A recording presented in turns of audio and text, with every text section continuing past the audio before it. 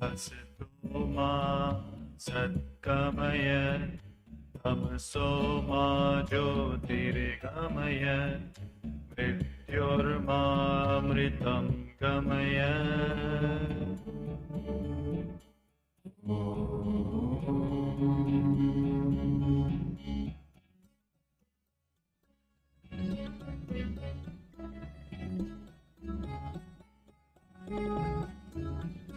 Asato ma satkamaya tamaso ma jyotirgamaya mrityormamritam gamaya.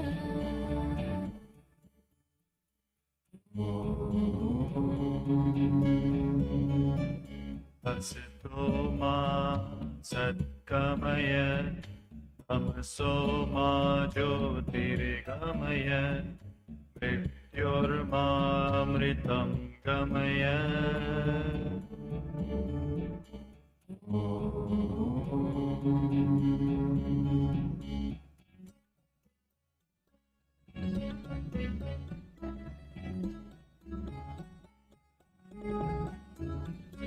Asato ma satkamaya tamaso ma jyotirgamaya mrityorma.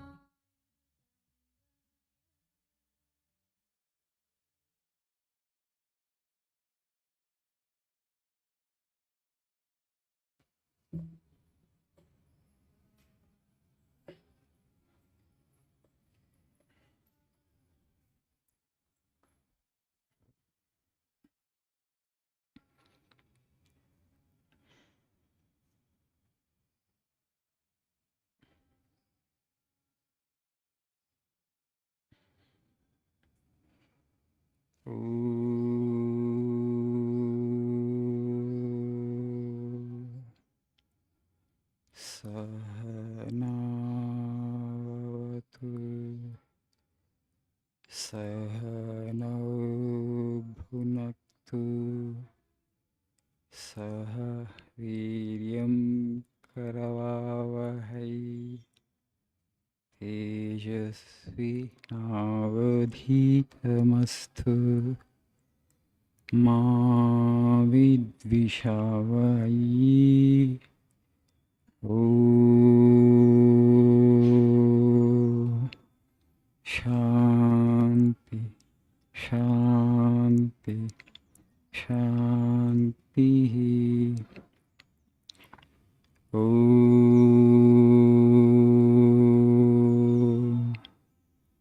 Asato Ma Sadgamaya Tamaso ma jyotirgamaya mrityormamritangamaya. Om Shanti Shanti Shanti.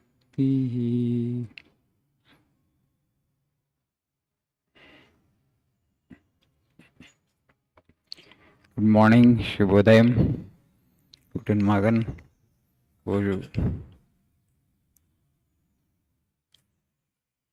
So, Guru Purnima, greetings to you all. You know, today we are celebrating Guru Purnima, also known as Vyasa Purnima. What is the significance of the day? We just want to remember our gurus, our great teachers.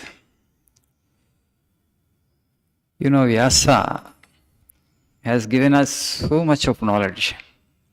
From Mahabharata to Puranas to Upapuranas to Brahma Sutras, the literature is voluminous. You just look at the Puranas. Padma Purana is 95,000 slokas, if I remember correctly. 90,000. So Skanda Purana is about, I think Padma Purana is 55,000 slokas, Skanda Purana is about 90,000 slokas. You all know Mahabharata is 1 lakh slokas. Even if it is pure fiction, to write a book 1 lakh slokas. You just imagine what genius it takes. Okay, even fiction. Okay, you don't think it is not real. Okay, you write a book with 1 lakh slokas. This superhuman genius is there. So we are very, very rich in that way. But what is actually the gist of all these teachings? What is the central content, essential content there? It is all about truth. It's all about the ultimate reality. You know, religion basically in this culture is quest for truth. It's not a belief. It's not a dogma. It's not a creed. Nobody imposes anything upon you. No papal authority here. Only you are asked, you are suggested to search for the truth. Why should I search for truth? Because this body is impermanent. You know, old age, death, disease, these are all the limitations we all have to suffer. Because you have come with an embodiment here, you have come with a physical body like this and a psychological body like this mind. And is there a way to overcome this suffering, to go beyond this suffering? Yes, there is something which is permanent, which is actually the source and the substratum of this universe. That is, we call it as the truth or God or Bhagavan or consciousness. It has multiple names. And can somebody help me to reach that so that I can become immortal, so that I don't have to suffer all the limitations of life? That guru actually is that person, who helps you to cross this ocean of samsara. Now, what is samsara? The cycle, life and death, life and death. So now we are alive, after some time the body goes, death happens, again we'll be reborn, again we'll die, again we'll reborn. So this is a cycle. You want to come out of that cycle, that is the goal of life. Then you become free forever, for eternity, for good. So that is the goal and objective of life. So today we remember this day as Vyasa Purnima. No single person can write so many books in one lifetime. It's impossible. So all the great gurus, great acharyas and teachers, whoever after, becoming illumined actually, they wanted to transfer the knowledge to the posterity, to the future generations. Whoever have written those books, they actually, instead of writing their own name, because they are so self-effacing, they don't want to have their own name, written on the books, they just put it as Vyasa, the original person who inspired them in turn.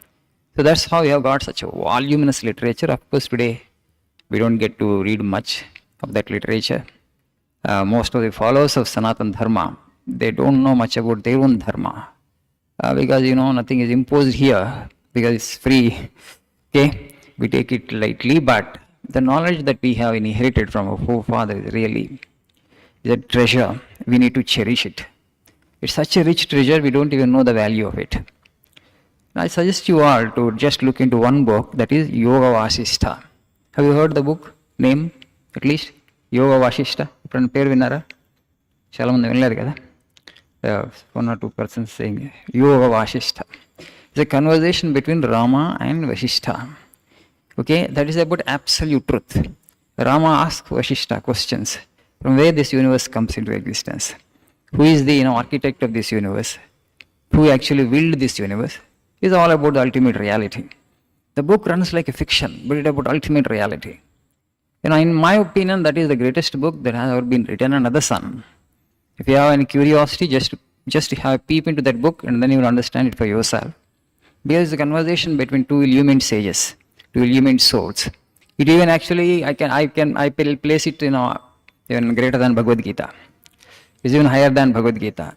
The Yoga Vasishtha, conversation between Vasishtha and Rama. All these great people had their gurus. Rama had his guru Vasishtha and Vishwamitra. Krishna had his guru Sandipani. It's a great parampara. So all the knowledge actually they have passed it on to the next generation, future generation, through a succession of Guru Sishya, disciple. It's called Guru Sishya Parampara. In that parampara, the latest, the great example is Ramakrishna Paramahamsa and Vivekananda. Vivekananda, a young man, he started off on his journey of finding out the truth, because he was a kind of atheist in the beginning. Atheist in the sense that, because I don't know anything about God, but I want to know God. But a rational human being, never believed anything. He would question, argue, debate and discuss with his Guru Sri Ramakrishna Paramahamsa. Nothing actually he just had taken on the face. Everything he would ask questions and he would reason, he would argue, he would debate, he would contradict, And Sri Ramakrishna Paramahamsa allowed him to ask questions. Okay, my boy, you ask as many questions as you want. You all know, if Vivekananda goes in search of truth, he would be asking different people. Whoever would talk about God, he would go to that person. Sir, you're talking about God, can you show me God? So why he needed God? Because there is so much of suffering is all around. As a boy, actually, he was very tender at heart. He saw everywhere suffering, suffering, suffering. So who created this universe? And the person who has created this universe, why has he has created a universe of this type? I could have done a better universe. I could have done a better world. Vivekananda quip like that.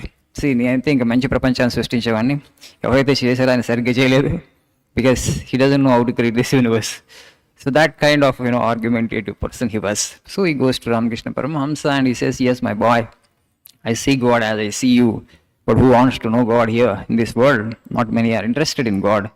We all are interested only in the creation, but we are not interested in the creator. Okay? So very few people of this universe are interested in the creator. Only human beings have the capacity to search for the source of the universe and to go for creator, in preference to the creation. But most of us, because of Maya, we also get stuck here. So ultimately, he had realized the truth, Vivekananda. But he just started off his journey as a rationalist and then as an atheist. Never believed in God just like that, because he had not read any book and just like that. He goes in search of it and finds the truth. So this is a spiritual culture, we say. We are not believers. We are not people of faith. Okay? And our forefathers and sages, whatever the experience they had, after searching for truth, they dedicated their lives for this one pursuit. Not that just they had question and, they did not make any effort in that direction. They invested lifetimes of, energy, intelligence and genius, because ultimately they wanted to crack the mystery of the universe, from where this universe comes into existence. Through meditation, through prayer, through repetition of God's name, through surrender, through multiple ways they had attained to the truth. Not one or two. This culture has produced hundreds and thousands of sages and saints. There is no other culture, there is no other country in the world which has produced as many sages and saints as this country has produced. And all those people have bequeathed us actually a rich legacy of spiritual knowledge. So today we don't get much time, to see these books, to look at these books, to read and understand what they want to tell about the ultimate truth. Sometimes, only when actually we get blows from nature, mundane world, life knocks on our head very hard. And that was time actually people would think about little spirituality. Okay, we look around and who would guide me as to why this universe? Why is it this the way it is? And then actually some quest begins. And after some time again actually, we become busy with our mundane affairs and we leave the quest there. But as young people, I suggest you all actually just explore. Having been born in a culture which is super rich in spiritual wisdom, you just make some effort at least to know the fundamentals of that. Because that will be helpful to you, not just in your spiritual life and also in your mundane life. You won't be able to handle stress and you won't be able to handle anxiety. You won't be able to handle your mind and your thoughts to your advantage, thoughts and emotion, unless you have at least a theoretical grasp on the ultimate reality of the universe. Whether how much of sadhana you will do and how much of effort you will be able to make in that direction, that's a different thing. But at least you can get acquainted with little of the theoretical knowledge. Once the theoretical part is clear, when I will get sufficient time, when I become free from all my mundane activities, then I will invest more time and energy for my spiritual pursuit, you may say. So today we are celebrating that Vyasa Purnima. The idea is that we must pay our obeisance, we must, offer our salutations to those great sages who have given us such rich knowledge. So that at least once in a year, when you remember on this day, so our spiritual heritage, the glory of spiritual heritage, how rich we are, in terms of spiritual knowledge that we have, we need to cherish it and treasure it so that, we can pass it on to our next generation. That's the idea. This day is remembered. So there is a ritual going on in the temple. There will be bhajans. By 12:30 at 12:45 it will be over. I request you all to participate in the celebrations and have prasad after your class. I think you will be coming out by 12:20, 12:25. By 12:45 maximum it will be over. You can have prasad and go afterwards. Okay. Thank you. Have a nice day.